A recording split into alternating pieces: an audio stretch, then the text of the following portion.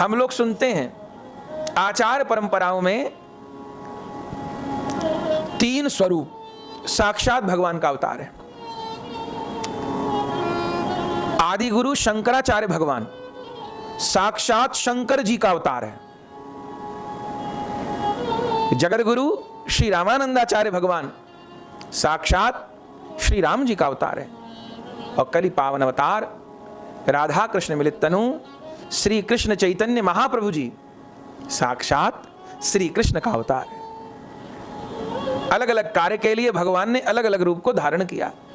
तो श्री राम जी रामानंदाचार्य जी क्यों हुए? देखिए, भारत के इतिहास में 13वीं 14वीं शताब्दी का समय ऐसा था जब देश में यवनों का राज्य था।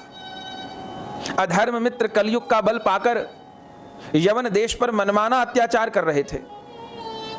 जैसे हिरण्याकश्यप, रावण, कुंभकर्ण, कंस, इन लोगों ने धर्म को निर्मूल करने का प्रयास किया। ये यमन लोग, म्लेच्छ लोग ऐसे ही काम कर रहे थे, आज भी कर रहे हैं। सनातन धर्म को निर्मूल करने का इन्होंने बीड़ा उठाया था। उन दिनों गोस्वामी तुलसीदास जी की यह पंक्ति अक्षरश चितार्थ हो रही है, जेहि विद होई धर्म निर्मूला, सो सब करई वेद प्रतिकूला। ये लोग वही काम करते थे जिससे सनातन धर्म का विनाश होए। असभ्रष्ट अचारा भा संसारा, धर्म सुनिए नहीं काना, तेहि बहुविध त्रासें देश निकासें, जो कह वेद पुराना।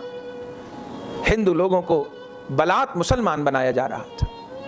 चोटी काटी जा रही थी, जनेऊ काटे जा रहे थे। हिंदू स्त्रियों को, बहु बेटियों को सड़क पर अपमान किया जाता था। बंधुओं, यवनों की कूटनीति से हिंदुओं में भारी फूट पड़ गई थी। हिंदू धर्म जातियों में बढ़ गया था। ब्राह्मणों पे आक्रमण होते थे तो राजपूत कहते थे हम क्यों जाएं, राजपूतों पे होते थे तो ब्राह्मण कहें हम क्यों जाएं, वैश्यों को कोई मारता था तो कोई नहीं पूछता था, और चतुर्थ वर्ण का तो खूब विनाश ये पापी लोग कर रहे थे। और नुकसान किसको हो रहा था? नुकसान तो हिंदू धर्म को ही हो रहा था। कोई किसी की सहायता नहीं कर रहा था। यवनों के आतंक मचे थे। बंधुओं, जो इतिहास हम लोगों को या हमारे बच्चों को स्कूल में पढ़ाया जाता है वो झूठा है, क्योंकि भारत के इतिहास को कम्युनिस्ट लोगों ने लिखा। भारत जब आजाद हुआ तो उन लोगों के हाथ में भारत की सत्ता रही जो लोग हिंदू सनातन धर्म से घृणा करते थे। उन लोगों ने शासन किया। वो दिखावे के लिए भले अपने आप को पंडित बताते हो, कि दिखावे के लिए हिंदू बताते हो, पर भीतर से उनके आचरण भी म्लेच्छ जैसे थे। गौ मांस खाने वाले लोग थे। बंधुओं, बहुत दिनों बाद, हम राजनीतिक व्यक्ति नहीं, पर बहुत दिनों बाद भारत का भाग्योदय हुआ है, जो ऐसा शासक भारत को मिला है। जब से आजादी हुई है शायद पहली बार प्रधानमंत्री निवास में मांस मच्छी बनना बंद हुआ है, पहली बार। या लाल बहादुर शास्त्री जी के समय में हुआ होगा, पर वो तो बहुत थोड़े काल के लिए ही रहे। षड्यंत्रकारियों ने उनकी हत्या कर दी। पहली बार ऐसा शासक मिला होगा जो कूटनीतिक रूप से भी और हर प्रकार से सक्षम है। हिंदू समाज को चाहिए कि ऐसे शासक का साथ दे। छोटी छोटी मूर्खता की बातों में पड़ के अपना सत्यानाश न कर लें। बहुत दिनों बाद कोई ऐसा शासक मिला है जो इतनी कठिन परिस्थिति में भी भारतवर्ष की नौका को खे रहा है। दोगले लोगों से सावधान। विधर्मियों से हिंदू सनातन धर्म को खतरा नहीं है, गद्दार हिंदुओं से हिंदू सनातन धर्म को खतरा है। और आज तक कभी भी विधर्मियों ने इतनी हानि नहीं पहुंचाई हमारी समझ में। आप पढ़िएगा इतिहास, जब जब हिंदू धर्म का नुकसान किया है इन दोगले नकली गद्दार हिंदुओं ने किया है। ये अधिक घातक है, क्योंकि इनको पहचानना भी भारी है ना। ये बाहर से हिंदू भी बने रहेंगे और भीतर से अपनी जड़ को काटते रहेंगे, क्योंकि इनको केवल वोट चाहिए। देश बेचना पड़े तो देश बेच दें ये। इन्हें पैसा चाहिए, वोट चाहिए, कुर्सी चाहिए, बाकी जो सत्यानाश होता हो जाए। यही होता रहा, तभी तो भारत के टुकड़े टुकड़े हो गए। कभी अफगानिस्तान भी, पाकिस्तान भी, बांग्लादेश भी, कितना चीन का हिस्सा, ये सब भारत के थे। और आज देखिए, अखंड नहीं खंडित भारत का हमको दर्शन हो रहा है। उस समय तो बहुत कठिन समय था। 14वीं शताब्दी का जो काल था बहुत कठिन था, कोई पूछ नहीं रहा था। और केवल मंदिर नहीं टूट रहे थे बंधुओं, ये मत सोचिएगा कि राम जन्मभूमि का मंदिर तोड़ा गया, कृष्ण जन्मभूमि तोड़ी गई, काशी विश्वनाथ तोड़ा गया, इतना ही नहीं, मंदिर तो टूट ही रहे थे, गुरुकुल टूट रहे थे। क्यों? क्योंकि यवनों को पता था कि इन हिंदू लोगों का जो धर्म है वो तो बहुत ऊंचा है, इनका ज्ञान तो बहुत ऊंचा है, इन पर राज नहीं कर पाएंगे, सबसे पहले इनके शास्त्रों में गड़बड़ कर दो, इनके शास्त्र ज्ञान को लुप्त कर दो, गुरुकुल तोड़ दो और पढ़ने पर पाबंदी लगा दो, स्त्रियों के पढ़ने पर पाबंदी लगा दो। ये उन्होंने किया, जितने मंदिर तोड़े उससे ज्यादा गुरुकुल तोड़े। फिर हिंदू लोग अपने घरों में पढ़ने लग गए। तब इन्होंने एक नया कानून जलाया, हिंदू ग्रंथों को जलाना, जहां पोथी पुराण वेद मिलते थे उनको आग में डालते थे। फिर भी बचे, क्यों? क्योंकि जब ये लोग शास्त्रों को जलाने लगे ताकि सब पुस्तकें जल जाएंगी तो फिर हिंदू लोग के पास कुछ बचेगा नहीं। तो बंधुओं, हमारे देश में ऐसे ऐसे ब्राह्मण, ऐसे ऐसे संत थे जिन लोगों को सारे सारे वेद याद थे। तभी तो वेद मंत्रों को श्रुतियां कहते हैं। पहले लिखा नहीं जाता था, पहले सुन के याद किया जाता था। गुरु लोग सुनाते थे, चेला लोग याद करते थे, इसलिए तो श्रुति कहते थे। जिसको सुन के याद किया जाए वो श्रुति। वेद मंत्र लिखे नहीं जाते थे, बहुत बाद में हुआ, सुन करके याद होता था। तब देखा कि जला दिए, तब भी इनके यहां ज्ञान सुरक्षित है। तब किसी ने बताया इतने ब्राह्मण हैं, इतने साधु हैं, सब पोथी याद है, पोथी जला के क्या होगा। तब उन पापी लोगों ने ब्राह्मणों को मारना शुरू किया, इतने ब्राह्मणों का कत्लेआम हुआ। बंधुओं, बहुत कठिन इतिहास है। इतने अत्याचार विश्व में सनातन धर्म हिंदू धर्म पर हुए हैं जिसकी कोई सीमा नहीं है। इतने अत्याचार। जब गांधी जी की हत्या हुई तो नाथूराम गौडसे जिन्होंने गोली मारी थी वो ब्राह्मण थे, और वह नाथूराम गौडसे कोई हत्यारा तो नहीं था, कोई उसका रिकॉर्ड तो नहीं था कि उसने कोई, कि वो बुरा व्यक्ति था, कि चरित्रहीन था। उसके मन में इस बात का उद्वेग था कि भारत के बंटवारे के लिए गांधी जी जिम्मेवार हैं। उसका यह तर्क था कि जो गांधी जी अनशन करके बड़े बड़े दंगे रुकवा देते थे, वह गांधी जी जो ये कह रहे थे कि मेरी लाश पर पाकिस्तान बनेगा, उन गांधी जी ने एक दिन का भी अनशन बंटवारे के विरुद्ध में क्यों नहीं किया? गांधी जी में तो बहुत ताकत थी, वो अनशन पे बैठ जाते थे और जो होता था वो मनवा लेते थे और सब लोग उनको मानते थे। तो उस नाथूराम की ये पीड़ा थी कि उन्होंने क्यों एक भी दिन अनशन नहीं किया, और बंटवारा हो गया। और बंटवारे के बाद फिर इतने भेदभाव हुए। यहां से तो जो हिंदुस्तान में मुस्लिम लोग थे उनकी तो पाकिस्तान पहुंचने की आर्मी से व्यवस्था करा दी, पर जो पाकिस्तान में फंस गए थे हिंदू, उनको लाने की व्यवस्था नहीं हुई और पाकिस्तान में 2.5 लाख हिंदुओं का कत्ल हो गया। और जो जान बचा करके भाग करके आए उनको कोई सहायता नहीं दी। और फिर इतने पर भी गांधी जी ने पाकिस्तान को 55 करोड़ रुपए का कर्जा दे दिया। आज 55 करोड़ कुछ ना हो, उस समय 55 करोड़ माने कि 50,000 करोड़ रुपए थे। कहां लोगों के पास पैसे? और भारत वैसे गरीबी से जूझ रहा था, इतने बड़े युद्ध, इतने बड़े उसी समय अंग्रेज लोग होकर के गए थे, और कितने 21 लाख लोगों की मृत्यु हुई थी, 21 लाख हिंदुओं की हत्या हुई थी, जिसका कहीं लेखा जोखा नहीं। सड़कों के किनारे पेड़ों पर लाशें लटकी होती थी। हमारे शरीर के जो दादी और दादा थे उन्होंने सब अपनी आंखों से दृश्य देखा था। हम छोटे छोटे थे, रो रो के वो बात बताते थे। हिंदुस्तान पाकिस्तान बंटवारे की बात बताते, कांपने लग जाते थे वो, जो जो उन्होंने आंखों से देखा था।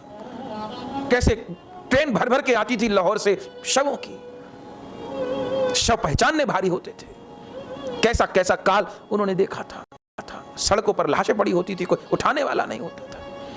हिंदुओं को अपनी बेटी बचानी भारी हो रही थी।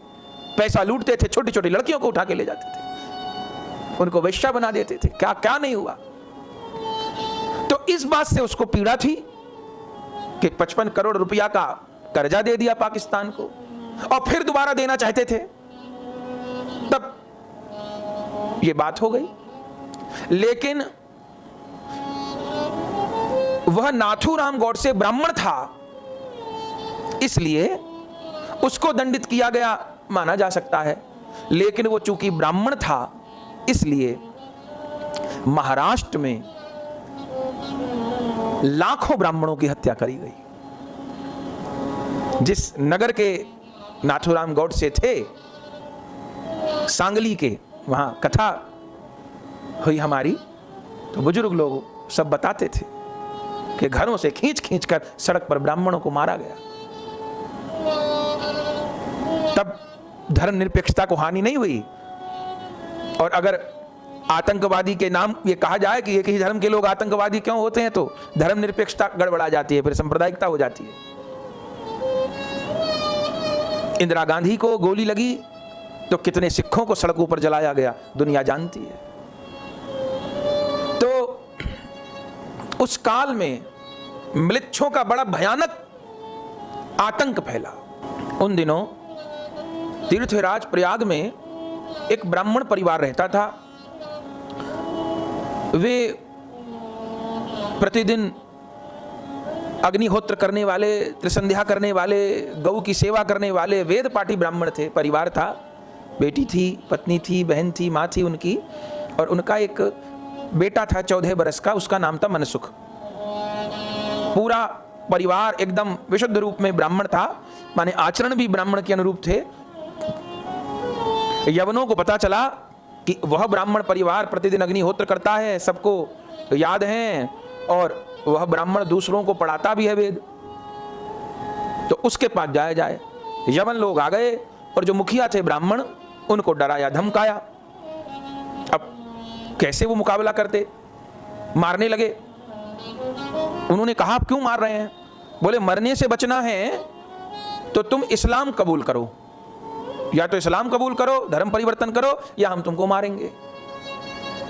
जब वह भीतर गए तो घर में बेटियां थीं और परिवार था पूरा।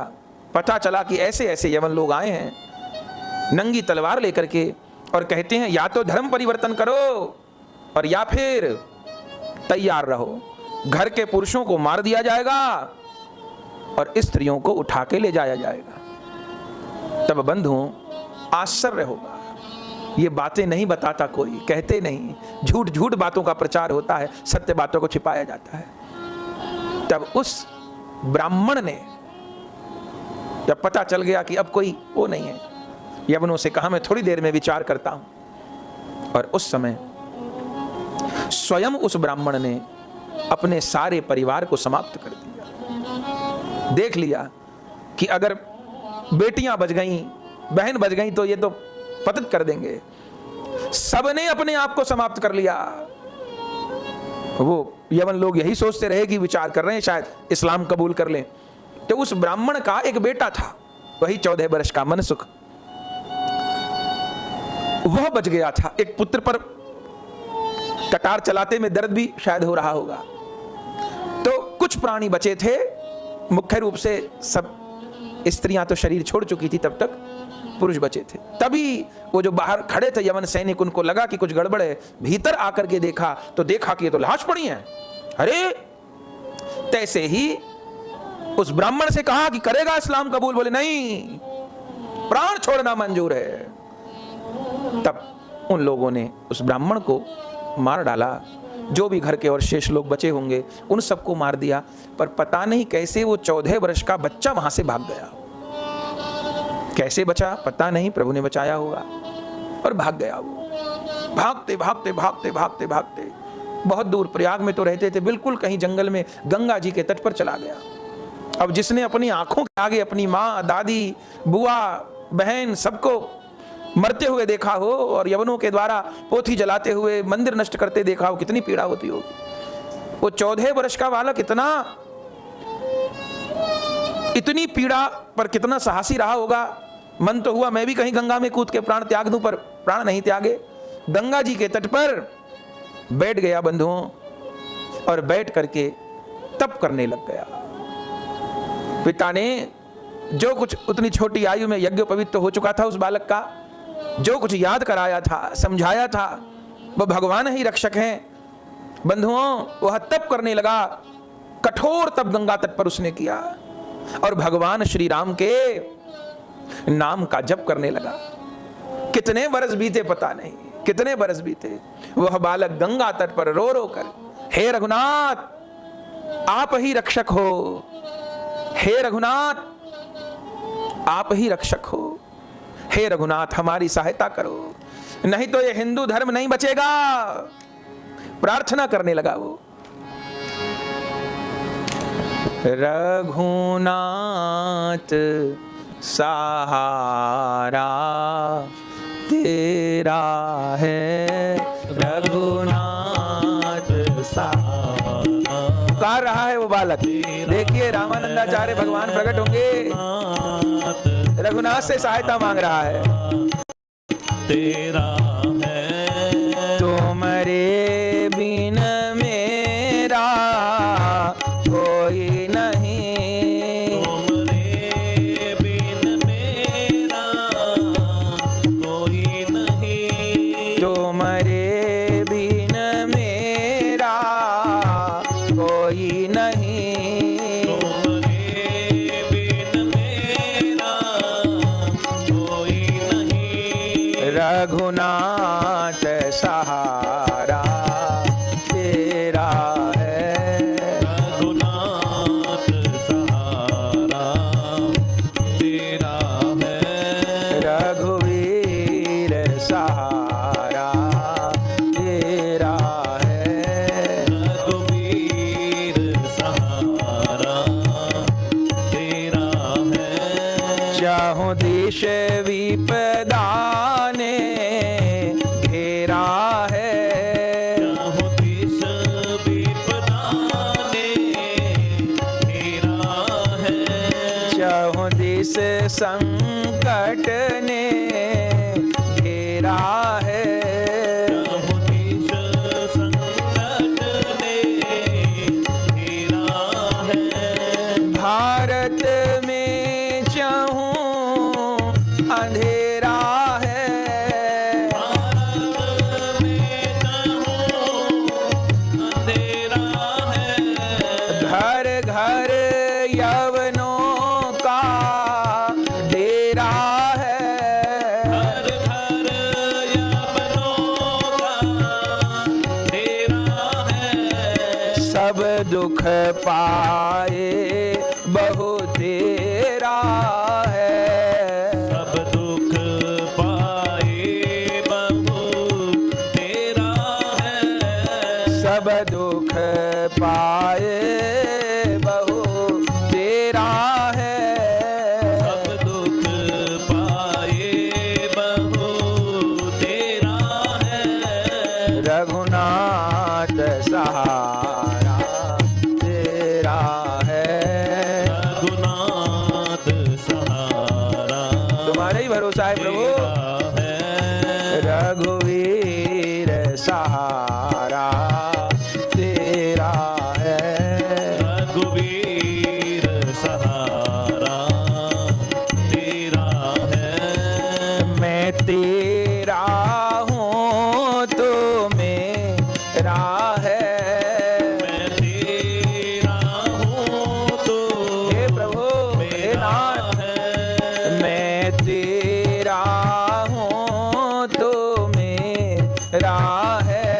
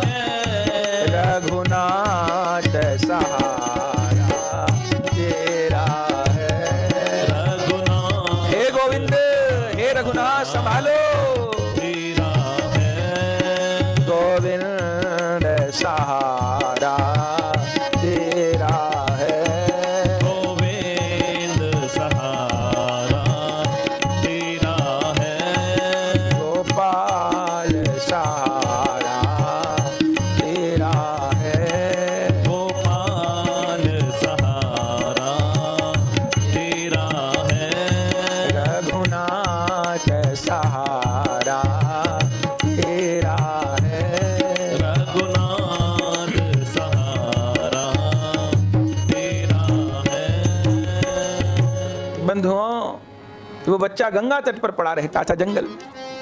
कर तो कुछ नहीं सकता था, बस रो के पुकार सकता था। गंगा जल पी के, बन के कंदमूल फल खा के, कभी बैठ के जप करता था, कभी रोते पागल की तरह भटकता था।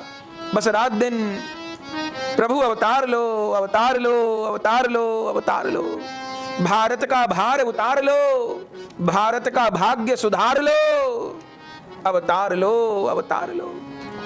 बस यही प्रार्थना करता था बंधुओं, और उसकी प्रार्थना कबूल हुई। उसकी प्रार्थना कबूल हुई बंधुओं।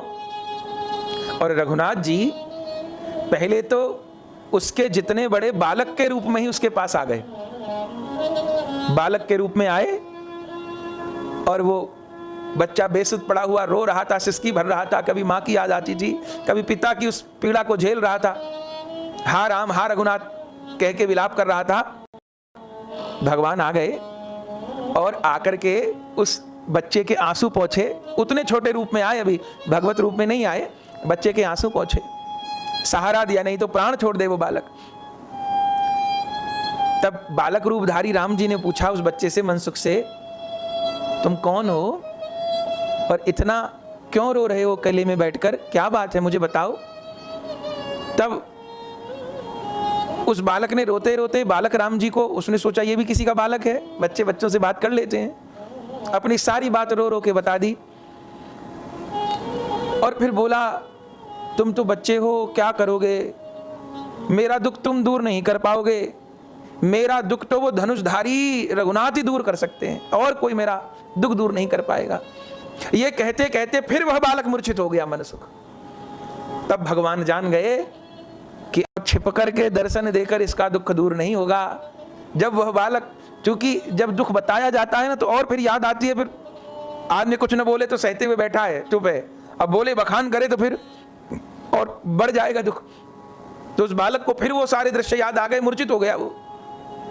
तब भगवान पहले तो बालक रूप में चर्चा करने आए थे, और जब उस बच्चे को मूर्छित देखा तब साक्षात रूप में रघुनाथ, वह धनुषधारी, वह नीलांबुज श्यामल कोमलांगम, वे रघुवीर साक्षात रूप में प्रकट हो गए बंधु। वह बालक मूर्छित पड़ा है, भगवान ने प्रकट होकर के उस बालक के मस्तक पर हाथ फेरा, और मनसुख ने साक्षात रूप में जब भगवान का दर्शन किया बंधुओं, विह्वल हो गया।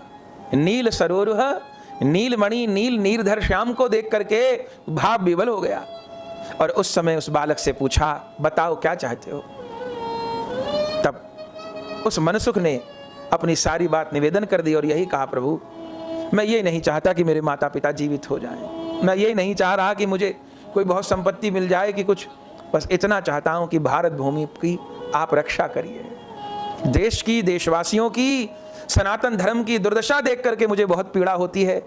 मुझे केवल अपने माता पिता का दुख नहीं, जाने कितने ब्राह्मण ब्राह्मणी मारे जा रहे हैं। हे प्रभु, आप बस अब भारतवर्ष का दुख दूर करिए। और जब ऐसी प्रार्थना उस बालक ने करी, भगवान उसको मनोवांछित वरदान देकर अंतर ध्यान हो गए। और बंधुओं, शायद भगवान को आह्वान करने के लिए वो बालक बचा था।